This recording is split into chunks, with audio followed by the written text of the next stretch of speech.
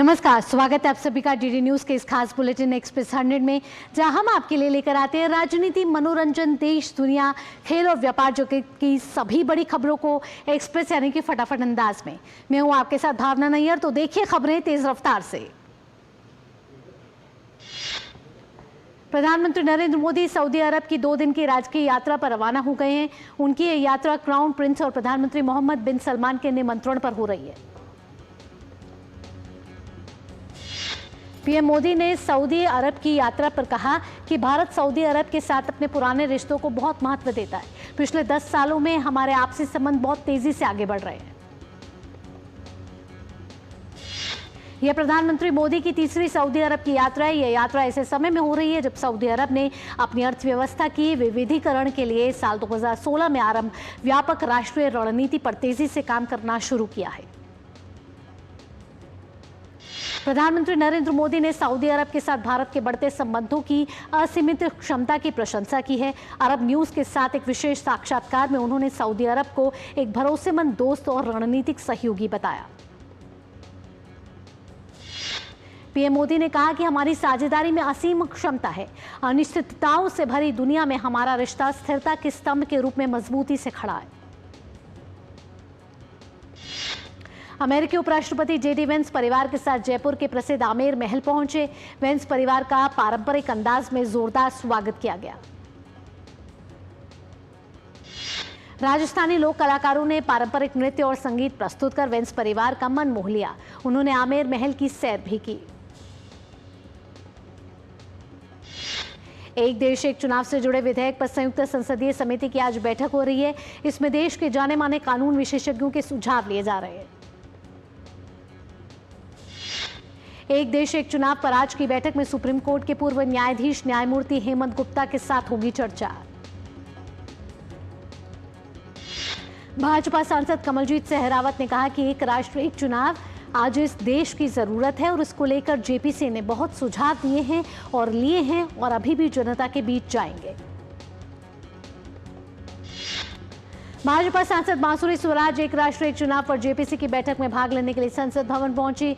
उनके हाथ में एक बैग था जिस पर लिखा था नेशनल हेराल्ड की लूट। भाजपा सांसद बांसुरी स्वराज ने नेशनल हेराल्ड मामले में कांग्रेस पर आरोप लगाया कि यह पहली बार है कि कांग्रेस द्वारा मीडिया के क्षेत्र में भी लूट हुई है और भ्रष्टाचार का मामला सामने आया है। ईडी ने झारखंड और बिहार के विभिन्न जिलों में जमीन घोटाले मामले में बड़ी कार्रवाई की है। जांच एजेंसी ने रांची, बोकारो, रामगढ़ सहित झारखंड और बिहार के कुल 16 ठिकानों पर एक साथ छापेमारी की। ईडी की टीम रांची स्थित हरिओम टावर में राजवीर कंस्ट्रक्शन प्राइवेट लिमिटेड के ऑफिस में दस्तावेज खंगाल रही है। कंपनी से जुड़े डायरेक्टरेट्स पुनीत वीर और विमल अग्रवाल जांच के दायरे में हैं। पश्चिम बंगाल में हिंसा के बाद राष्ट्रपति शासन की मांग को लेकर सुप्रीम कोर्ट में आज होगी सुनवाई। कोर्ट में दाखिल याचिका में यह मांग की गई है कि अनुच्छेद 355 के तहत राज्यपाल से राज्य के कानून व्यवस्था को लेकर रिपोर्ट मांगी जाए। याचिका में यह भी कहा गया है कि पश्चिम बंगाल में हुई हिंसा की जांच सुप्रीम कोर्ट के रिटायर्ड जज की अध्यक्षता वाली 3 जजों की कमेटी को दी जाए। वहीं राज्य में लोगों की सुरक्षा सुनिश्चित की जाए। बिहार के पटना में भारतीय वायुसेना के प्रसिद्ध सूर्य किरण एरोबेटिक टीम द्वारा एयर शो का आयोजन किया गया। यह आयोजन 22 और 23 अप्रैल को जननायक गंगा पथ पर किया जा रहा है। 23 अप्रैल को कार्यक्रम शौर्य दिवस के रूप में मनाया जाएगा। दिल्ली में मंत्री मनजिंदर सिंह सिरसा ने कहा कि जैसे हम जनता के लिए हीट एक्शन प्लान लेकर आए हैं, वैसे ही अगले हफ्ते हम प्रदूषण एक्शन प्लान भी लेकर आएंगे। सीलमपुर हत्याकांड पर डीसीपी उत्तर पूर्व आशीष मिश्रा ने कहा कि साहिल नाम के मुख्य अभियुक्त ने 2 नाबालिग लड़कों के साथ मिलकर घटना को अंजाम दिया है। पुलिस ने मुख्य अभियुक्त और 2 नाबालिगों को गिरफ्तार किया। उत्तराखंड में चमोली के डीएम संदीप तिवारी ने कहा कि बद्रीनाथ धाम के कपाट 4 मई और हेमकुंड साहिब के कपाट 25 मई को खुलने जा रहे हैं और हमारी तैयारियां चरम पर है। चमोली के डीएम ने कहा कि बद्रीनाथ धाम में बिजली व्यवस्था सुचारू कर दी गई है। पानी और सीवरेज पर भी काम लगातार चल रहा है। जम्मू कश्मीर के रामबन में भारी बारिश और बाढ़ के बाद पुनर्निर्माण और निकासी का काम जारी है। Sub divisional magistrate Imtiaz Ahmad ने कहा कि बादल फटने से कई घर क्षतिग्रस्त हो गए हैं। उन्होंने कहा कि नुकसान का पूरा आकलन किया जाएगा और सभी आवश्यक सहायता दी जाएगी। जम्मू कश्मीर के मुख्यमंत्री उमर अब्दुल्ला ने बाढ़ की स्थिति का निरीक्षण किया और पुनर्निर्माण कार्यों के संबंध में अधिकारियों से बात की। जम्मू श्रीनगर नेशनल हाईवे लगातार तीसरे दिन भी बंद रहा। अधिकारियों ने कहा कि हाईवे को बहाल करने में 5 दिन और लगेंगे। भारतीय राष्ट्रीय राजमार्ग प्राधिकरण के इंजीनियरों ने बताया कि हाईवे 22 स्थानों पर क्षतिग्रस्त है और मरम्मत का काम तेजी से किया जा रहा है। जम्मू कश्मीर में ऊपरी जलग्रहण क्षेत्रों में लगातार बारिश के कारण चिनाब नदी में पानी के भारी प्रवाह को देखते हुए एहतियाती सुरक्षा उपाय के तौर पर सलाल बांध के द्वार खोल दिए गए हैं। पंजाब के तरनतारन जिले में हथियार सप्लाई करने वाले बदमाशों के साथ पुलिस की मुठभेड़ में एक आरोपी घायल हो गया, जिसे गिरफ्तार कर इलाज के लिए अस्पताल में भर्ती कराया गया है और आगे की जांच जारी है। इस ऑपरेशन में पुलिस ने 7 किलो अफीम, 3 अवैध अत्याधुनिक हथियार, कई जिंदा कारतूस, 1 लाख रुपए की ड्रग मनी और 2 मोटरसाइकिल जब्त किए। बिहार के उप मुख्यमंत्री विजय कुमार सिन्हा ने चुनाव आयोग को लेकर राहुल गांधी के बयान पर कहा कि राहुल गांधी बार बार देश का अपमान करते हैं।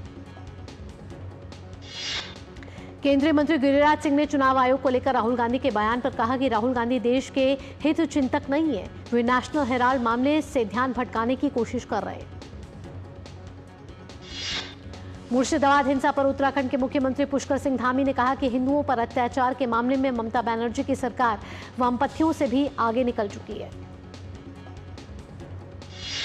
पुष्कर सिंह धामी ने कहा कि आज का हिंदू समाज पूरी तरह से जागरूक हो चुका है। ऐसा ही चलता रहा तो वह दिन दूर नहीं जब जनता ममता बनर्जी को बंगाल से जड़ से उखाड़ देगी। मध्य प्रदेश के मंत्री विजय वर्गीय ने कहा कि ममता जी को अपने देश के प्रति कोई स्नेह नहीं है, बल्कि अपनी कुर्सी के प्रति है, इसलिए वहां पर विद्रोह हो रहा है और केंद्र सरकार इस मामले को लेकर गंभीर है। खादी और ग्राम उद्योग आयोग के अध्यक्ष ने कहा है कि खादी ने लोगों को न सिर्फ रोजगार देने का काम किया है, बल्कि रिकॉर्ड तोड़ कमाई भी की है। उन्होंने कहा कि इस साल पीएम मोदी के नेतृत्व में खादी इंडिया ने 1,70,551 करोड़ रुपए के कारोबार को पार कर लिया है। नई दिल्ली के इंदिरा गांधी अंतर्राष्ट्रीय हवाई अड्डे पर सीमा शुल्क अधिकारियों ने 96,000 यूरो लगभग 91,72,800 रुपए की विदेशी मुद्रा तस्करी के मामले में 2 लोगों को गिरफ्तार किया है। गोवा के मुख्यमंत्री प्रमोद सावंत ने उत्तरी गोवा के सांखली में जनता दरबार के दौरान लोगों की समस्या सुनी। कर्नाटक के पूर्व डीजीपी ओम प्रकाश की हत्या के मामले में उनकी पत्नी को न्यायिक हिरासत में भेज दिया गया है। डीजीपी की पत्नी पल्लवी को 14 दिन की न्यायिक हिरासत में भेजा गया। आज विश्व पृथ्वी दिवस मनाया जा रहा है। पृथ्वी दिवस मनाने का मकसद पर्यावरण संरक्षण की तरफ सभी का ध्यान खींचना और ये कोशिश करना है कि सभी पृथ्वी को खुशहाल बनाए रखने में योगदान दें। इस साल पृथ्वी दिवस की थीम हमारा ग्रह हमारी शक्ति है। इस थीम को मनाने का मकसद लोगों, संगठनों और देश की सरकार को क्षय होने वाली ऊर्जा स्रोतों को दोबारा इस्तेमाल किए जाने वाले स्रोतों में बदलना और एक टिकाऊ भविष्य की नींव रखने के लिए प्रेरित करना है। उत्तर और पश्चिम भारत में भीषण गर्मी और लू का प्रकोप लगातार जारी है। मौसम विभाग ने दिल्ली में आज अधिकतम तापमान 39 से 41 डिग्री सेल्सियस और न्यूनतम तापमान 24 से 26 डिग्री सेल्सियस के बीच रहने का अनुमान जताया है। मध्य प्रदेश में गर्मी के तीखे तेवर देखने को मिल रहे हैं। हालात यह है कि सुबह से ही सूरज की तेज धूप चुभने लगती है। कई शहरों में लू का अलर्ट भी जारी किया गया है। उत्तर प्रदेश में आज मौसम मिला जुला रहेगा। लखनऊ और आसपास के क्षेत्रों में मौसम साफ और गर्म रहेगा। मौसम विभाग के अनुसार पंजाब और हरियाणा में लू की स्थिति बनी रहेगी। असम के गुवाहाटी में कई इलाकों में भारी बारिश के कारण जलभराव की स्थिति बनी हुई है। भाजपा प्रवक्ता शहजाद पूनावाला ने समाजवादी पार्टी और कांग्रेस पर महिलाओं के प्रति असंवेदनशील और अपमानजनक रवैया अपनाने का आरोप लगाया। पूनावाला ने कर्नाटक के गृह मंत्री के उस बयान का जिक्र किया जिसमें उन्होंने यौन उत्पीड़न के मामलों को सामान्य घटना बताया। इसके अलावा कांग्रेस नेता शांति धारीवाल के महिलाओं के खिलाफ अपमानजनक बयान को भी उन्होंने दोनों पार्टियों की महिला विरोधियों और विकृत मानसिकता का हिस्सा बताया। उत्तराखंड के मुख्यमंत्री पुष्कर सिंह धामी ने इंजीनियरिंग संस्थानों के विकास पर समीक्षा बैठक की अध्यक्षता की। पोप फ्रांसिस के निधन पर भारत में 3 दिन का राजकीय शोक की घोषणा कर दी गई है। गृह मंत्रालय के अनुसार राजकीय शोक का पहला चरण 2 दिन का है, जो आज और कल लागू रहेगा। भाजपा के राष्ट्रीय महासचिव तरुण चुग ने कहा है कि ममता बनर्जी का कुशासन मां, मानुष और माटी के नाम से बदल गया है।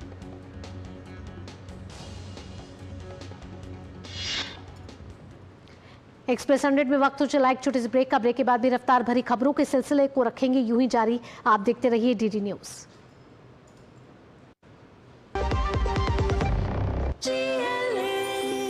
जो लक्ष्य चुना था समझ आने लगा है।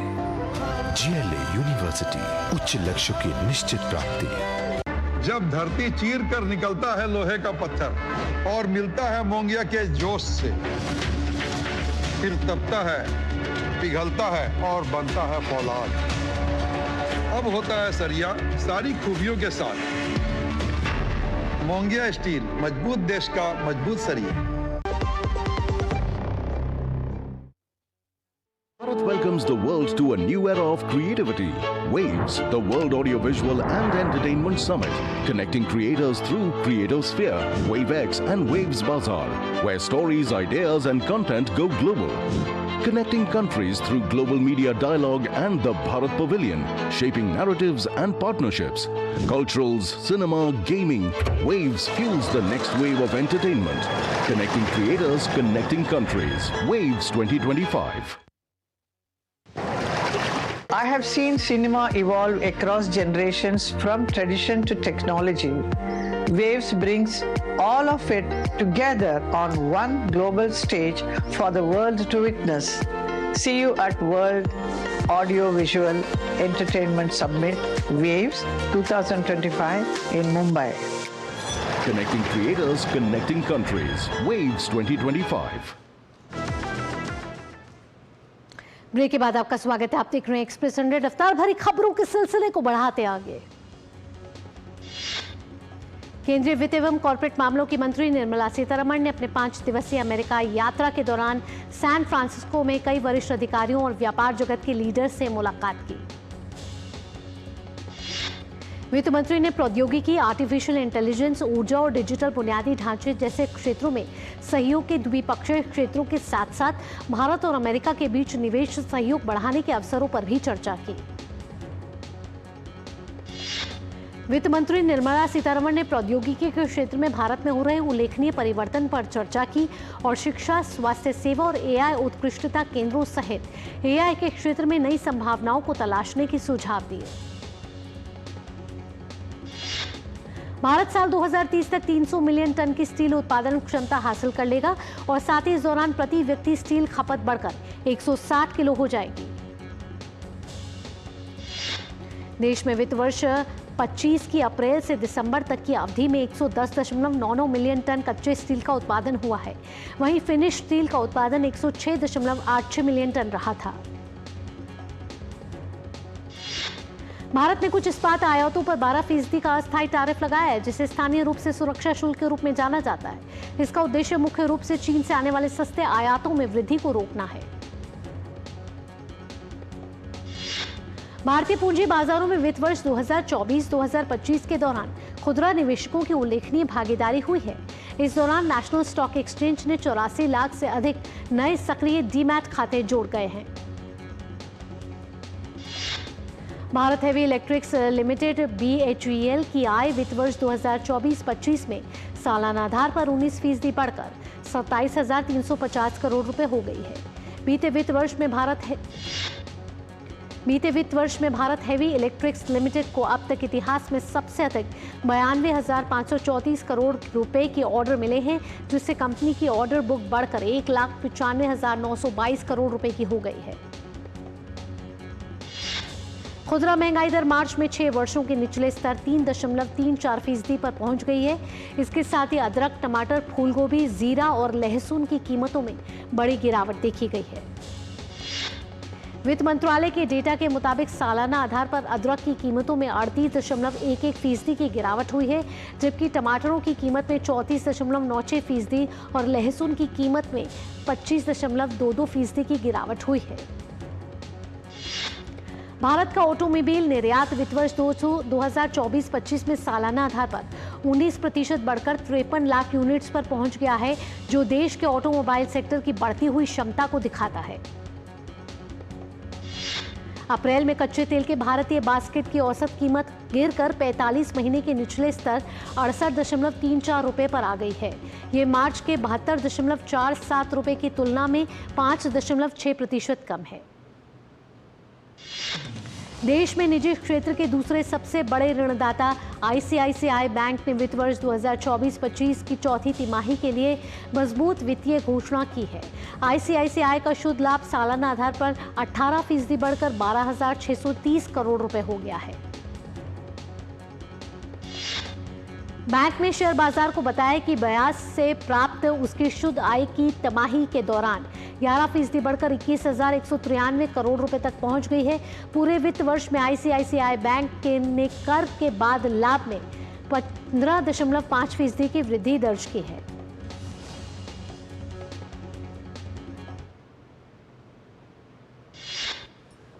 और इस समय सीधा रुख करेंगे केंद्रीय मंत्री किरण रिजिजू प्रेस संवाददाता सम्मेलन को संबोधित कर रहे हैं। देश बड़ा है और इस देश में हर एक इंच जमीन अच्छी तरह से इस्तेमाल होना चाहिए। इसके लिए अच्छा कानून होना चाहिए, सिस्टम अच्छा होना चाहिए और हमारा देश का जमीन हमारा देश के गरीबों के लिए काम आना चाहिए। इसमें कोई विवाद नहीं होना है, अच्छी तरह से इस्तेमाल होना चाहिए। इसके लिए अच्छा कानून होना चाहिए, सिस्टम अच्छा होना चाहिए और हमारा देश का जमीन हमारा देश के गरीबों के लिए काम आना चाहिए। इसमें कोई विवाद नहीं होना है। दुनिया का सबसे ज्यादा वक्फ प्रॉपर्टी हिंदुस्तान में है। 9,70,000 से भी ज्यादा 9,72,000 से ज्यादा वक्फ संपत्ति हिंदुस्तान में है, लेकिन हिंदुस्तान के गरीब मुसलमानों के लिए कोई काम नहीं आ रहा है। काम नहीं आ रहा है वो एक बात है, लेकिन उसका दुरुपयोग, मिस यूज, वक्फ संपत्तियों को कब्जा करके जो लूटे जा रहा है, यह भी एक चिंता का विषय है। तो जब वक्फ बिल को संशोधन किया, मुख्य हमारा 2 लक्ष्य हैं।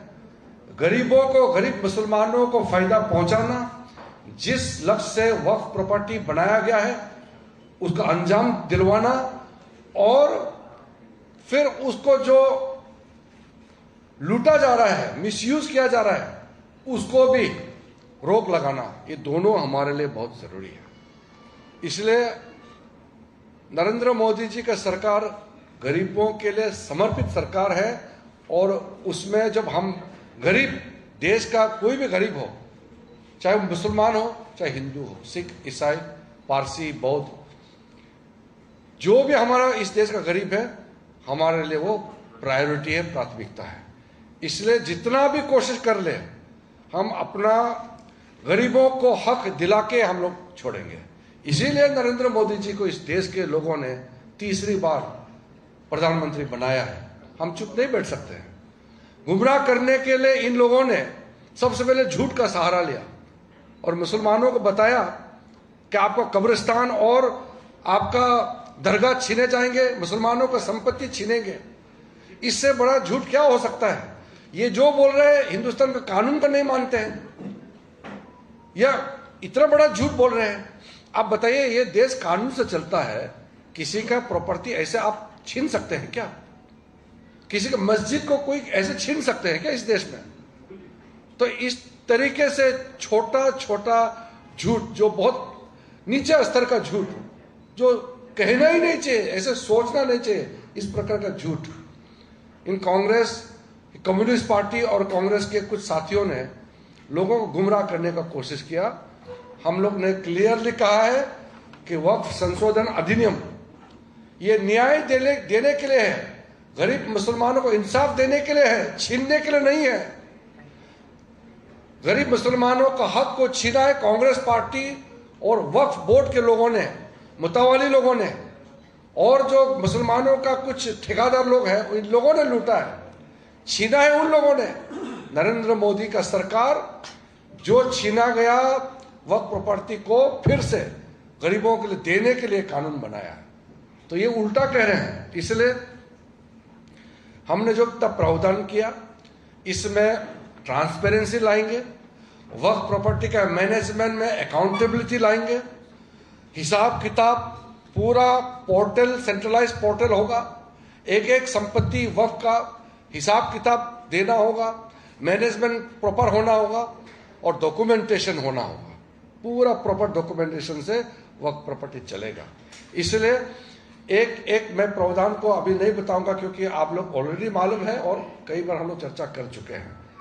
तो ये लोग अभी सड़क पर उतारने का नाटक कर रहे हैं। पश्चिम बंगाल में मुर्शिदाबाद में जो हालत किया है, जो मुख्यमंत्री और जो कांग्रेस और उनके जो दल के साथी जो भी ये कहता है कि संसद का बनाया हुआ कानून को नहीं मानेंगे, तो देश का संविधान को ही नहीं मानते हैं। बाबा साहब भीमराव अंबेडकर का बात करके और उसी बाबा साहब को इन लोगों ने इंसल्ट किया, पहले भी आज भी कर रहे हैं। हम लोग जब विपक्ष में थे, हम तो पहली बार 2014 में मंत्री बने। हमने जिंदगी भर हम लोग विपक्ष में बैठ करके काम किया है। हम लोगों ने कभी नहीं कहा कि संसद का कानून को हम नहीं मानेंगे। हम लोगों ने कभी भी सड़क पर उतर के ये नहीं कहा। हम लोग दबाव डालते थे, कानून बदलना चाहिए, कानून बनाना चाहिए, ये कहते थे। हमने कभी ये नहीं कहा कि संसद का कानून को हम नहीं मानेंगे। हम कैसे कह सकते हैं इस देश का नागरिक होते हुए। इसलिए ये लोग जो काम कर रहे हैं, ये देश को बहुत नुकसान पहुंचाने वाले हैं और ये गलत फहमी में ना रहे। मुसलमानों में भी बहुत बड़ा वर्ग के लोग, लाखों लोग आकर के प्राइम मिनिस्टर मोदी जी को धन्यवाद दे रहे हैं, थैंक यू बोलने के लिए आ रहे हैं। मेरे पास भी लाखों लोग आ रहे हैं। इसलिए ये गलत फहमी में नहीं रहना चाहिए कि सारा मुसलमान विरोध कर रहे हैं। कुछ मुसलमान जो गुमराह किया हुआ है और कुछ मुसलमान जो मुसलमानों को वोट बैंक ट्रीट करते हैं, वो लोग गुमराह कर रहे हैं, वो सड़क पर उतारने का नाटक कर रहे हैं। आम मुसलमान इस वक्फ संशोधन अधिनियम का समर्थन कर रहे हैं, स्वागत कर रहे हैं। इस पे कोई कंफ्यूजन नहीं होना चाहिए। पूरा देश एक साथ है और इतना बड़ा देश का संपत्ति को लूटने वालों को हम लोग पूरा लोगों के सामने में एक्सपोज करेंगे। अभी कुछ दिनों के बाद हम पूरा सूची देने वाले हैं। ये जो नाटक कर रहे हैं वक्फ प्रॉपर्टी का नाम से जो लूटे जा रहे हैं, इन लोगों का हम लोग सूची जारी करेंगे, इन लोगों को एक्सपोज करेंगे। इन्होंने कितने सालों तक तो गरीब मुसलमानों के नाम में लूटा है, वक्फ संपत्ति को लूटा है, हम लोग एक्सपोज करेंगे। इसलिए कोई इस कंफ्यूज में नहीं रहना चाहिए। पूरा हिंदुस्तान एक साथ है और हमारे सरकार ने जो काम किया है, मोदी जी ने गरीब मुसलमानों के लिए इतना जो बड़ा कदम उठाया, इसको हम सही तरीके से इंप्लीमेंट करेंगे।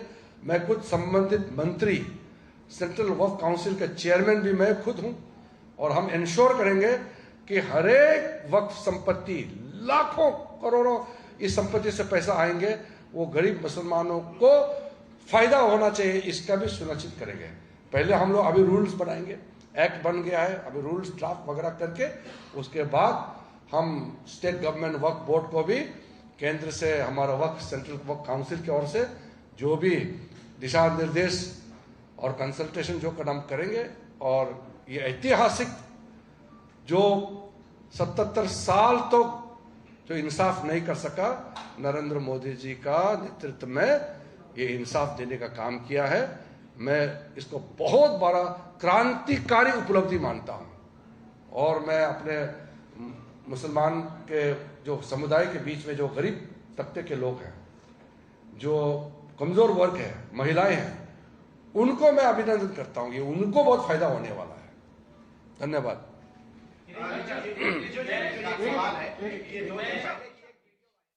केंद्रीय मंत्री किरण रिजिजू प्रेस को संबोधित कर रहे थे, जहां वक्फ संशोधन अधिनियम को उन्होंने क्रांतिकारी उपलब्धि बताया।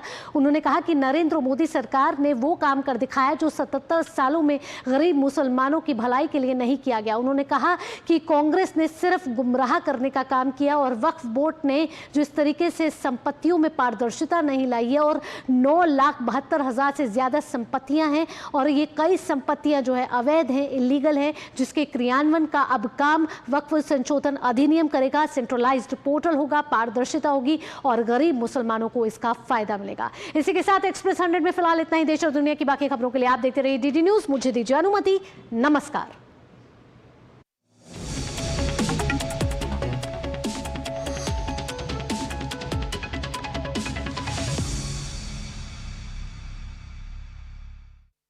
Bharat welcomes the world to a new era of creativity.